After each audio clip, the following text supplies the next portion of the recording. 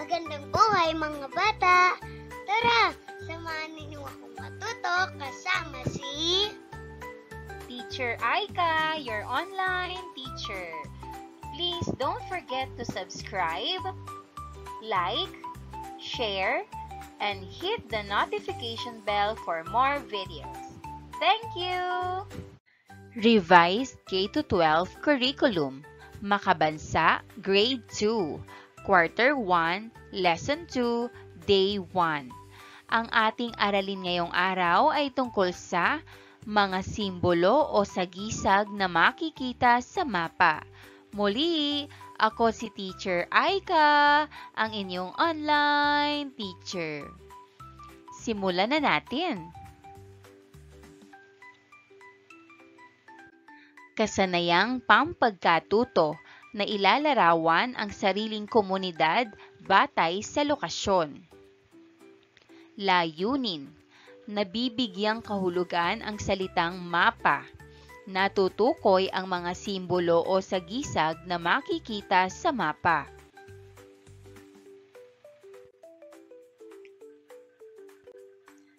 Awitin natin ang Ako ay Isang Komunidad.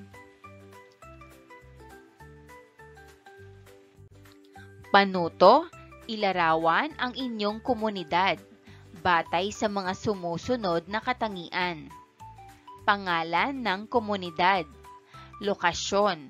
Malapit ba ito sa tubig o bundok o malapit sa bayan? Namumuno at wikang sinasalita.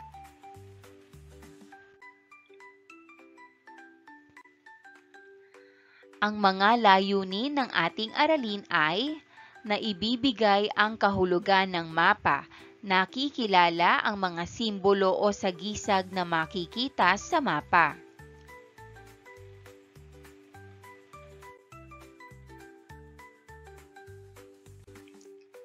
Tingnan nating mabuti ang larawan.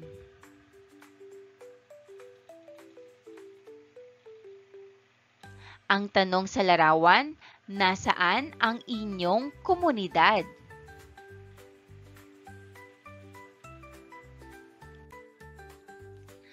Ano ang tanong ng bata? Masasagot mo ba ang tanong niya?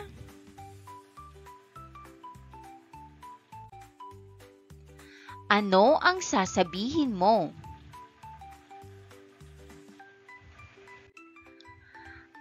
Anong nakatulong sa iyo upang masabi ang lokasyon ng isang lugar?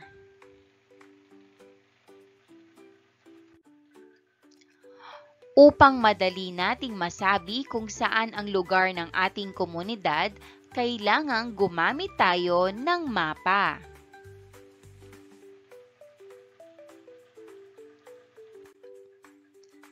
Ang mapa ay isang patag na larawan o representasyon ng mundo o ng isang lugar. Ito ay ginagamit sa pagtukoy ng lokasyon o kinaroroonan ng isang lugar.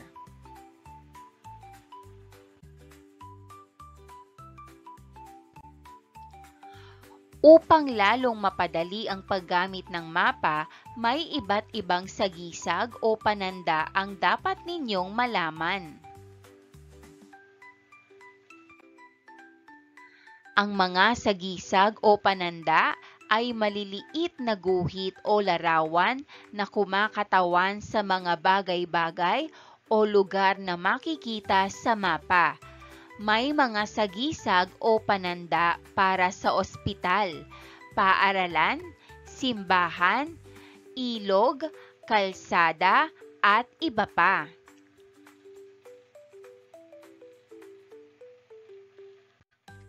Narito ang ilang mga simbolo o pananda na makikita natin sa mapa. Ospital, ilog, kabahayan, paaralan, gusali.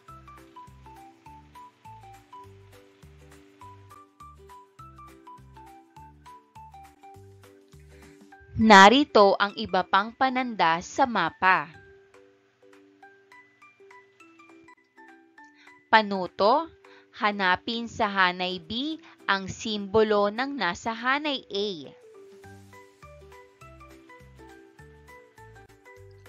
Isulat sa papel ang titik ng tamang sagot. Una, paliparan. Ang sagot, C.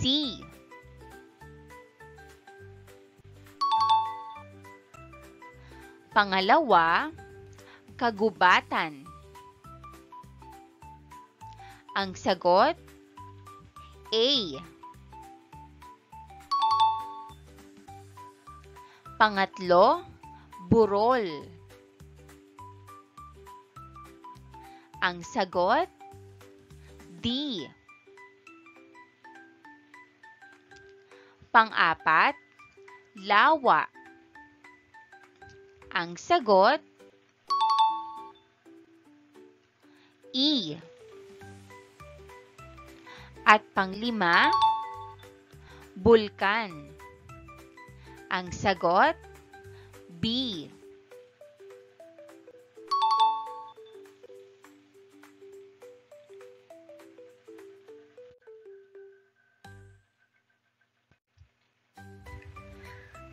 Gamit ang graphic organizer, isulat ang mahahalagang konsepto o kaalaman ukol sa mga simbolo at pananda. Simbolo at pananda. Sagutan natin. Simbolo at pananda. Una, nagtuturo ng lokasyon. Ang mga pananda ay ginagamit upang malaman kung nasaan ang isang lugar sa mapa. Pangalawa, ginagamit sa mapa. Makikita ang mga simbolo at pananda sa mga mapa upang kumatawan sa mga lugar tulad ng paaralan, simbahan o parke.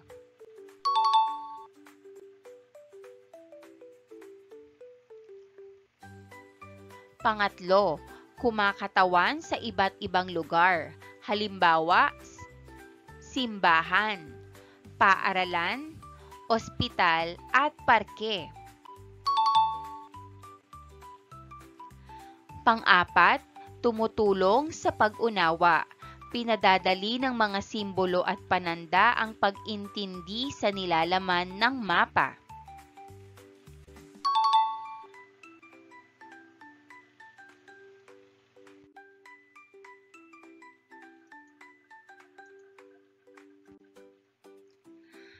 Ang mapa ay isang patag na larawan o representasyon ng mundo o ng isang lugar. Ito ay ginagamit sa pagtukoy ng lokasyon at kinaroroonan ng isang lugar. Ang mga simbolo o panandang ginagamit sa aktwal na mapa ay may kahulugan. Kailangang malaman at maintindihan ang bawat simbolo upang mas madaling matukoy o mapuntahan ang isang lugar.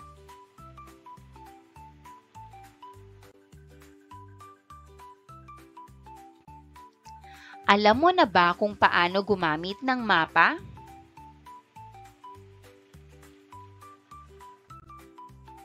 Tingnang mabuti ang larawan.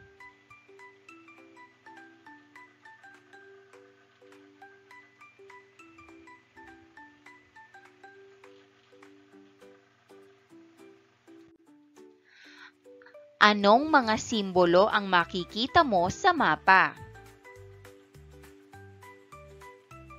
Magbigay ng 3.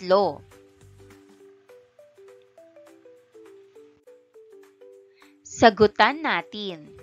Number 1, lawa. Number 2, bulkan. At number 3, kagubatan.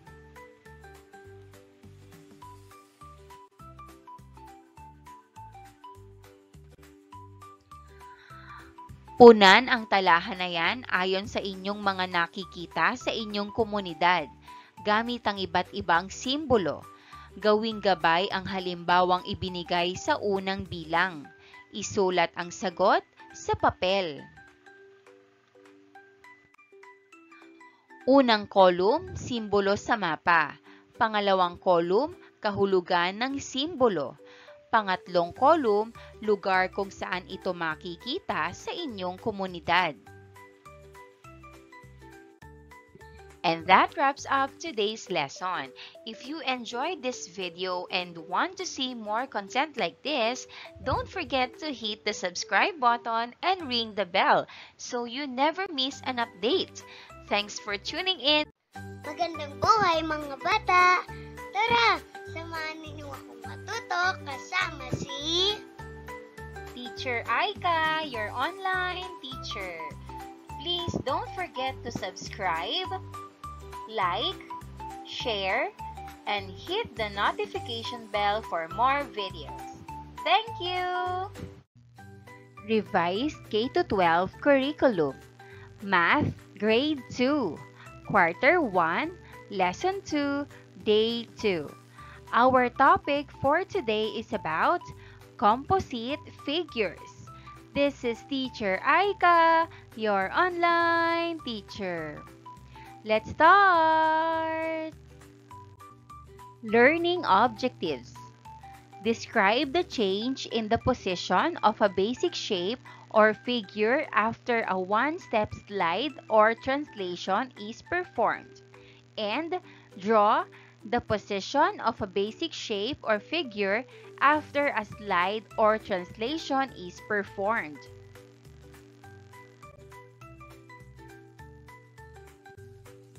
Look at this illustration.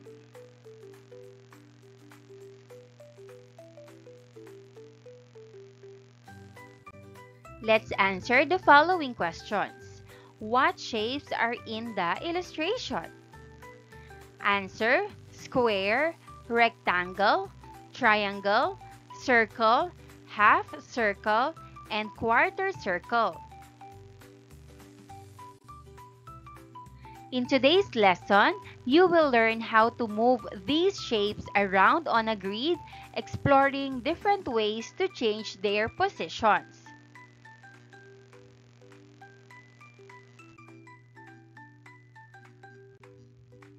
Create two modified six-faced dice using the following commands written on each face, as shown in the image. Here's the image that you will use.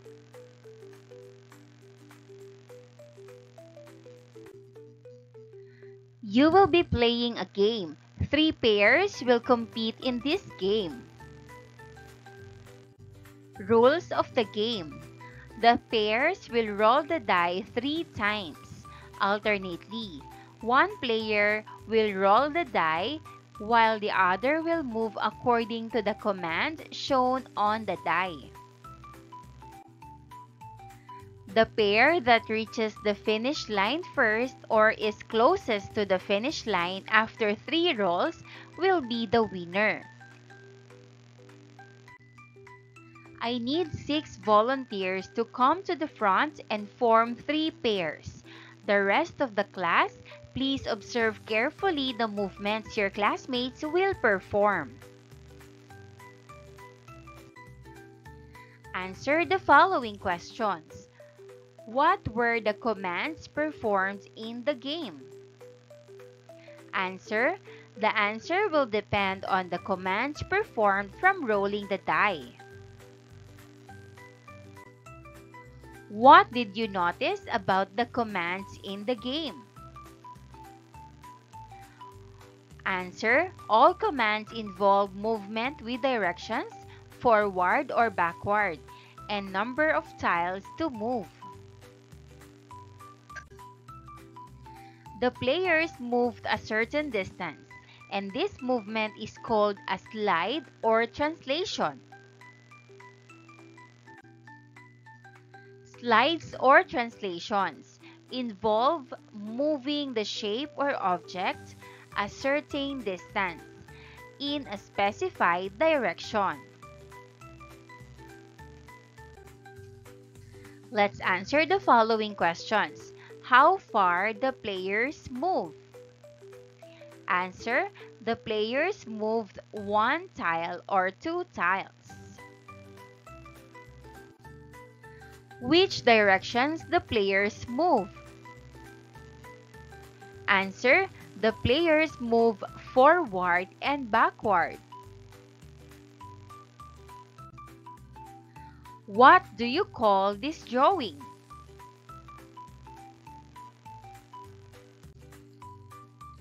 These squares in the grid are called cells, and they will use these cells for the movement of shapes or figures.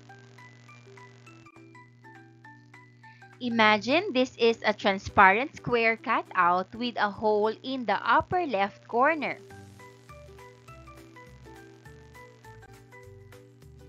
Trace the square cut out and the circular hole in the center of the grid.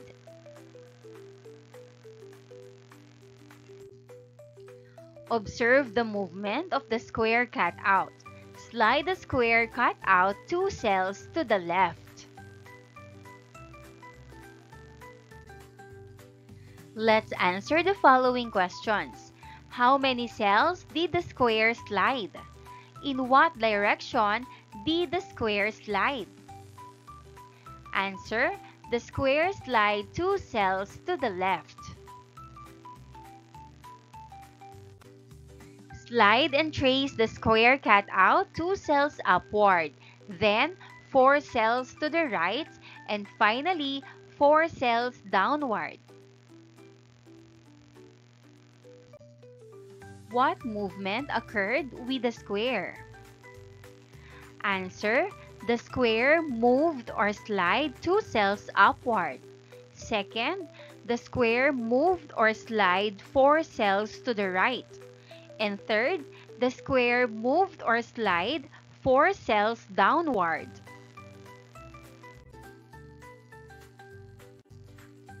Imagine this is a transparent cutout of shapes with a hole.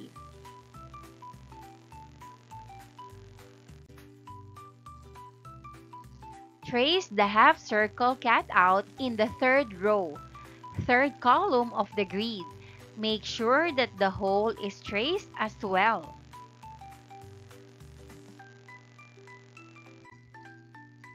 Slide the half circle 2 cells downward and trace it in its new position, ensuring the circle inside the half circle is also traced. Here's the expected drawing.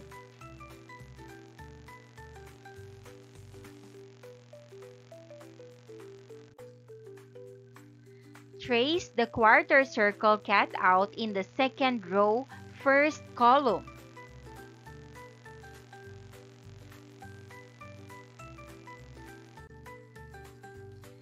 Slide the quarter circle 4 cells to the right, then trace it in its new position, ensuring to trace the hole. Here's the expected drawing.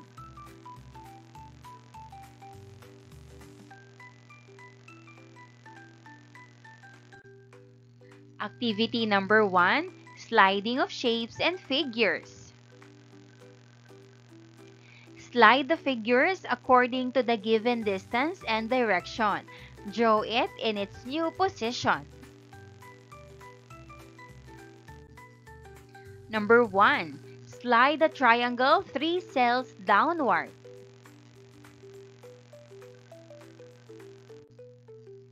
Answer,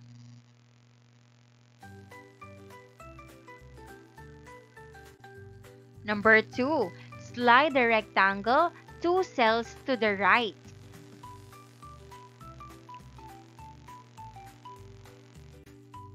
Answer,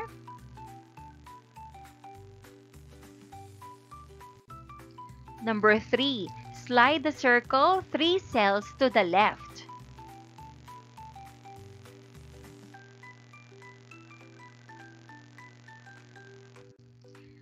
Answer,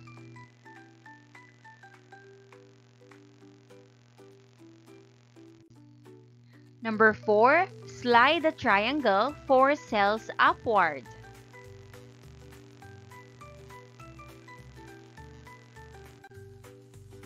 Answer: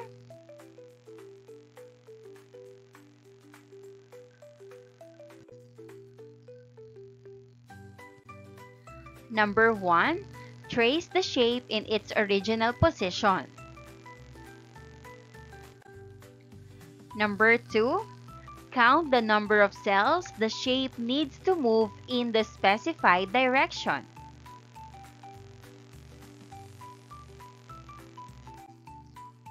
Number 3.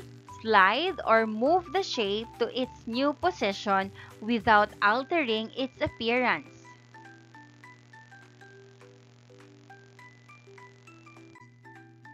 Number 4. Trace the shape in its new position.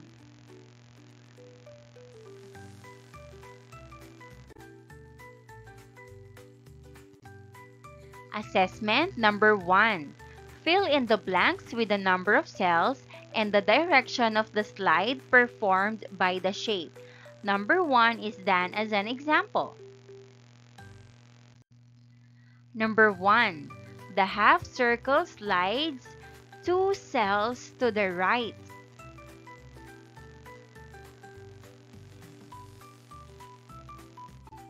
Number 2. The quarter circle slides 4 cells to the right.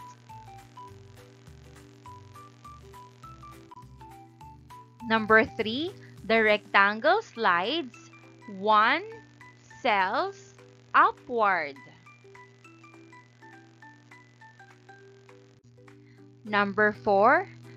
The triangle slides 3 cells downward.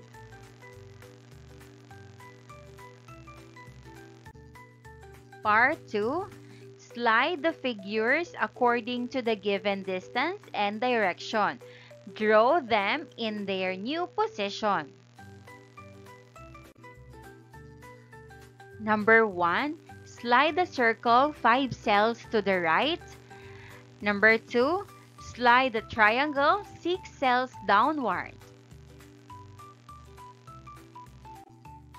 And here's the answer.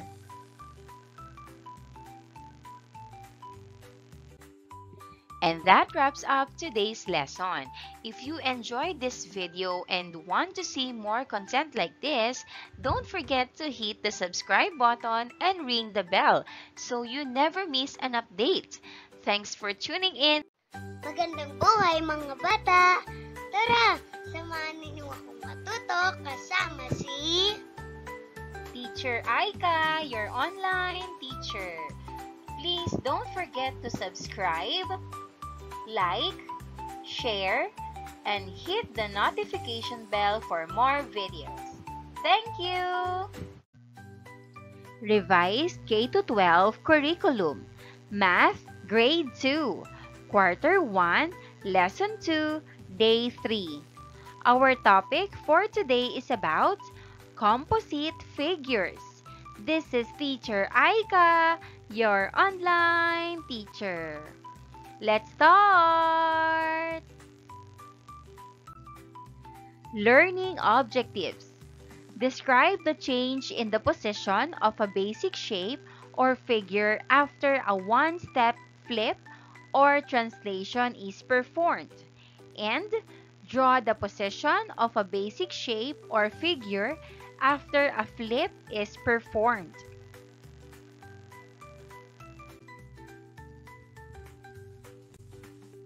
Observe the cat out. Front and back.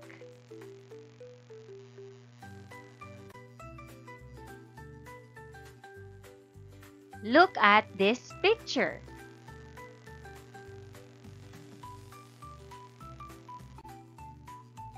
Trace the cat out on the cell at the upper leftmost corner of the grid and slide it 1 cell to the right. Then, trace the cat out in its new position. This is what it will look like.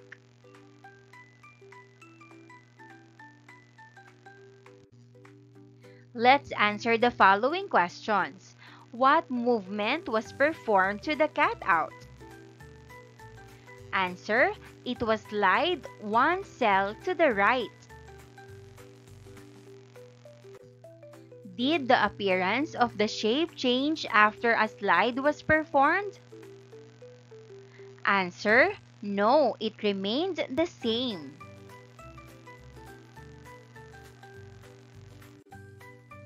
What has changed to the shape after a slide was performed? Answer, only its position changed.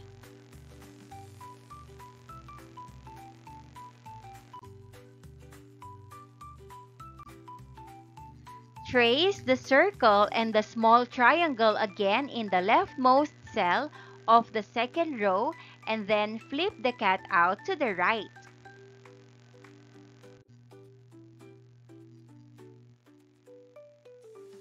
This is what it will look like.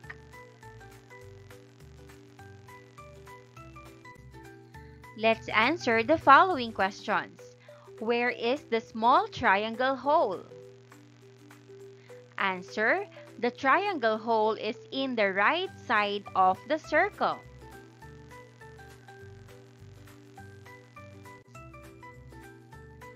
Trace the triangle and shade or color the circle accordingly. Answer,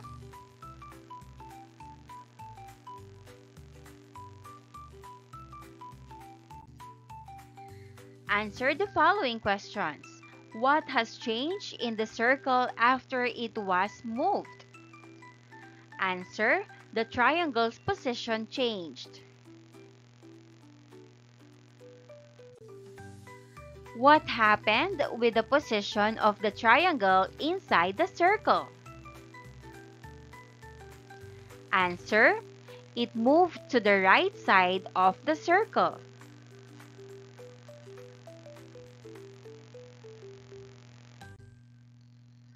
What remained the same in the circle after it was moved? Answer, its size and shape remained the same.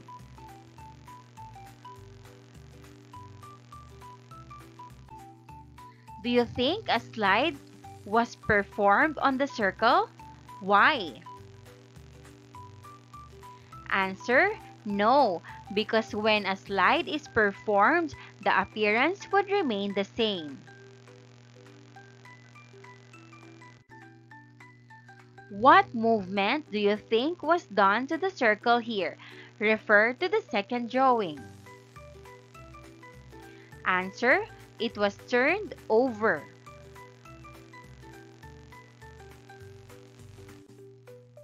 A flip produces a mirror image of a shape or figure by turning it over.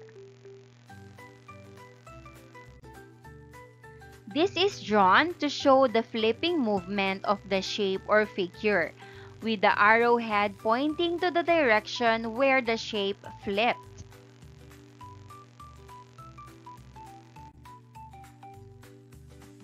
The self they see in a mirror is called an image.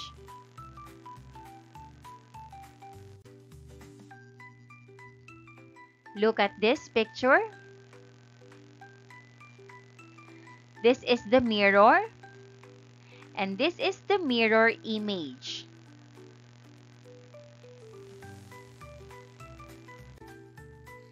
Let's answer the following questions.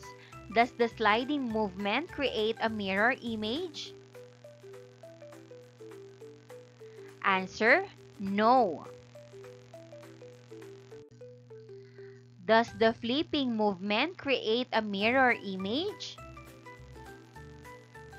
Answer, yes.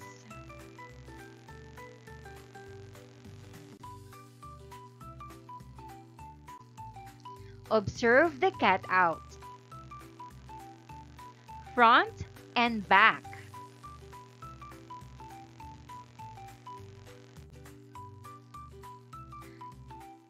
Look at this image.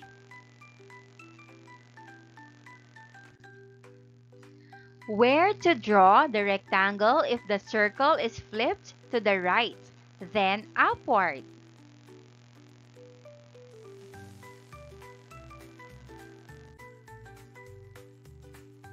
Here's the answer.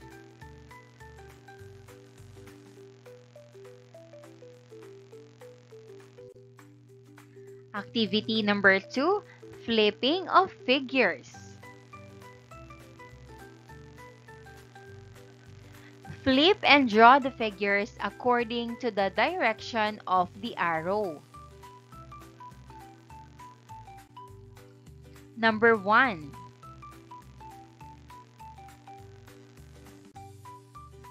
Answer.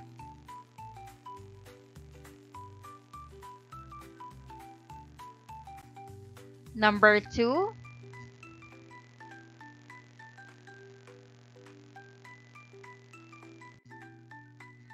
Answer.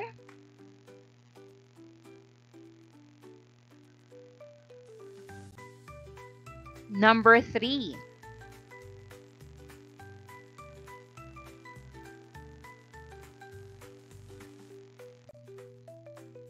Answer.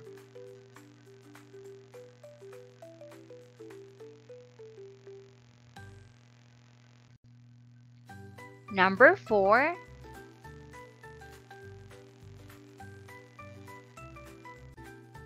Answer.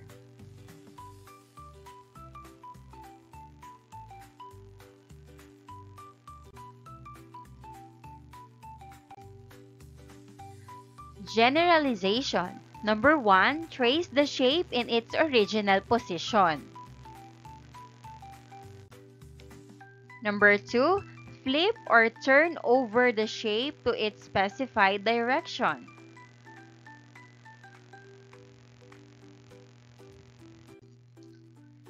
A slide involves moving a shape from one position to another without changing its orientation or appearance.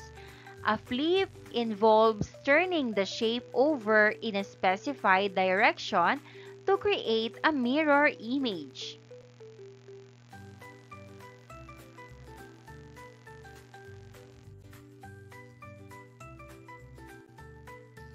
Assessment number 3. First part, fill in the blanks with the direction of the flip done to the shape.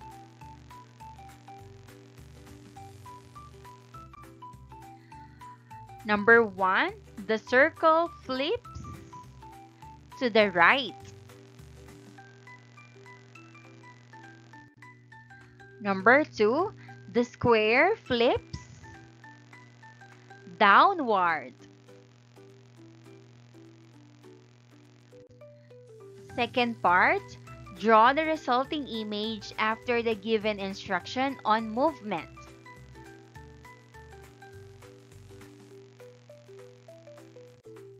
Number 1, flip the rectangle to the right.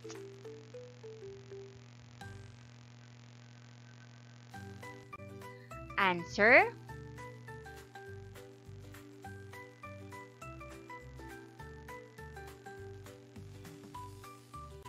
Number 2, flip the triangle upward.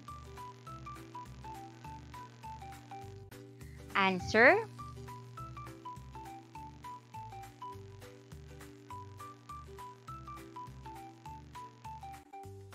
And that wraps up today's lesson. If you enjoyed this video and want to see more content like this, don't forget to hit the subscribe button and ring the bell so you never miss an update. Thanks for tuning in. Magandang buhay mga bata! Tara, samahan ninyo akong matuto kasama si Teacher Aika, your online teacher. Please don't forget to subscribe, like, share, and hit the notification bell for more videos. Thank you! Revised K-12 Curriculum Math Grade 2 Quarter 1 Lesson 2 Day 4. Our topic for today is about composite figures. This is Teacher Aika, your online teacher. Let's start! Learning objectives. Describe the change in the position of the basic shape and figure after a multi-step slide and/or flips are performed. And draw the position of a basic shape or figure after a multi-step slide and/or flip is performed.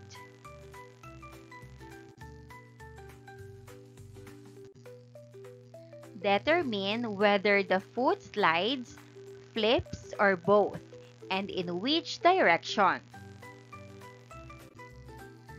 Pattern number 1. Here's the reference figure. Slide to the right 3 times. Pattern number 2. Here's the reference figure. Flip downward, slide to the right, flip upward.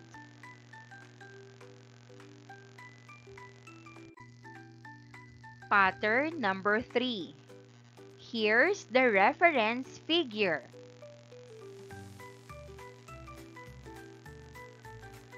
Flip downward, flip to the right, flip upward.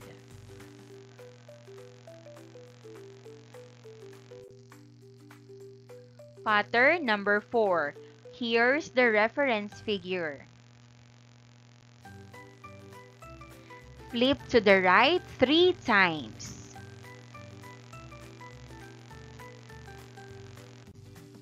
These patterns are from frieze patterns, usually used in arts and designing buildings.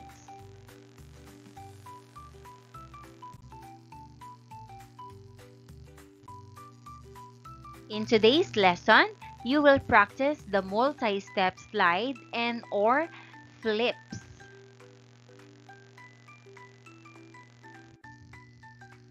Multi-step means many steps. They can slide many times, flip many times, or combine slide and flip to move the shape to its new position.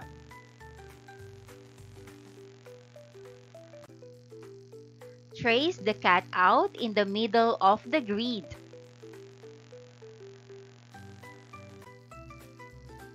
Task 1, first member, slide the cutout 1 cell to the left. Slide it again 1 cell to the left and trace the cutout in its new position.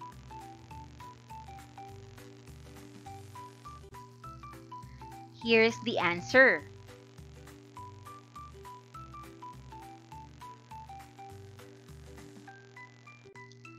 Task number 2. Second member, flip the cutout upward.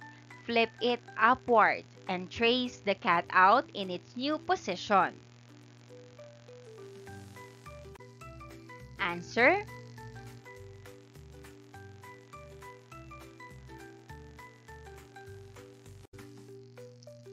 Task number 3.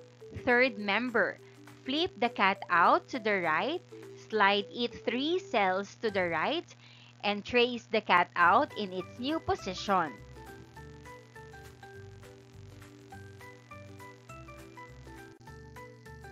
Answer.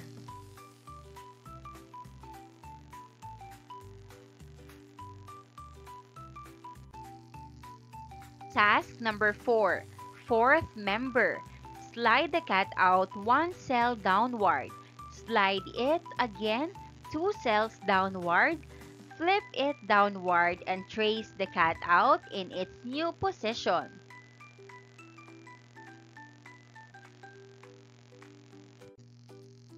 Answer.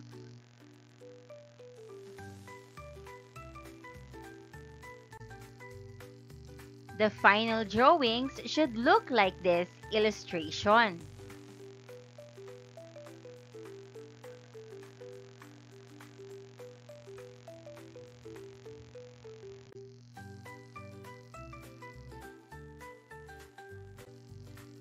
Observe the cutout.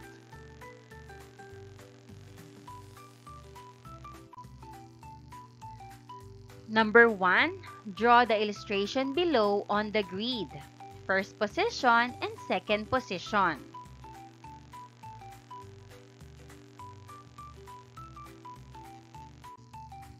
The half circle flips downward, then slides 2 cells downward.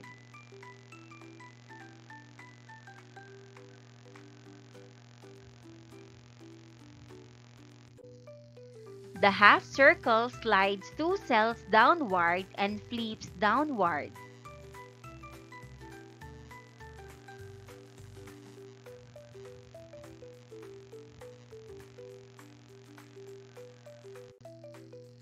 The half circle flips 3 times downward.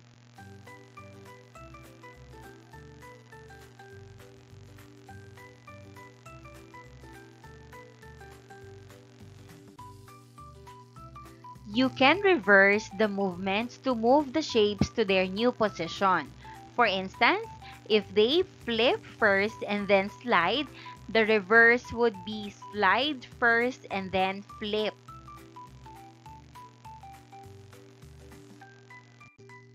Activity number 3, sliding and flipping of figures.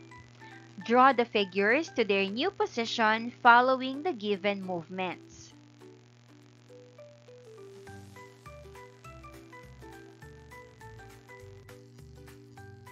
Number 1, flip the rectangle to the right and slide it 1 cell to the right. Answer: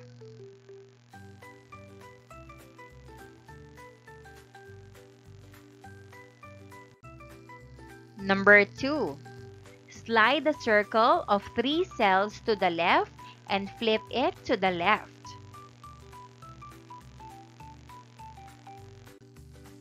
Answer: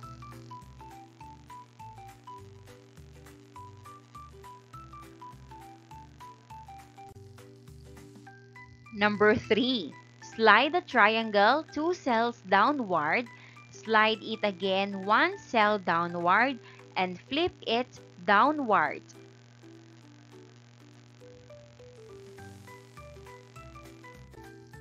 Answer: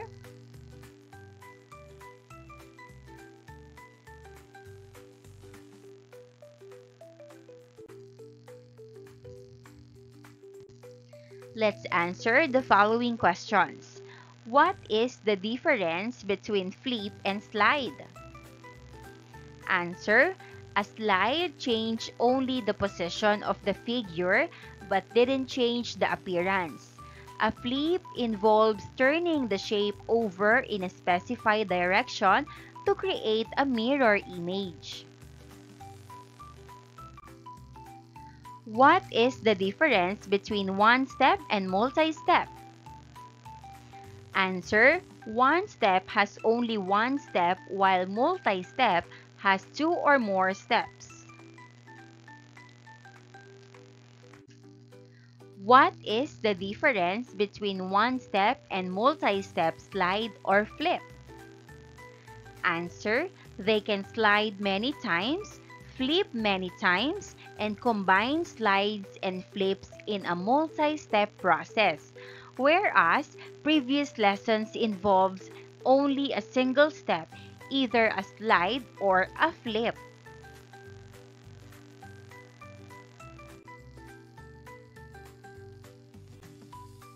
Assessment number 4. Write one possible movement of the shape from its first position to the second position. Complete the sentence by writing the movement done with the shape. Number 1, the half circle.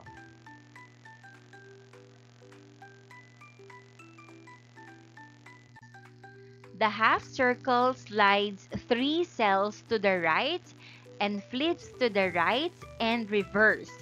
It is not possible to move it by only sliding it many times or only flipping it many times.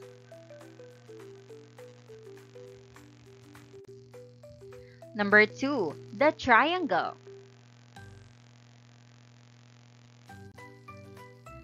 It is not possible to move it by only sliding it many times. The triangle slides 2 cells downward and flips downward or reverse.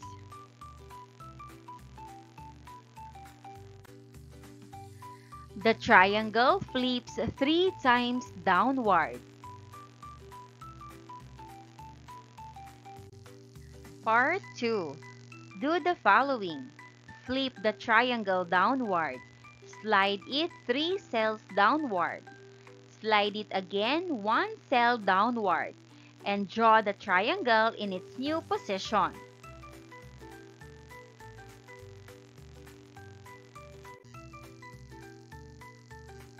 And here's the figure that you need to use.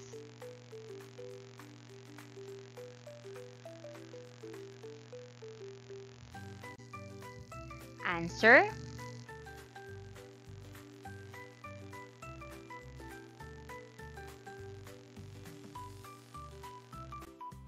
And that wraps up today's lesson. If you enjoyed this video and want to see more content like this, don't forget to hit the subscribe button and ring the bell so you never miss an update.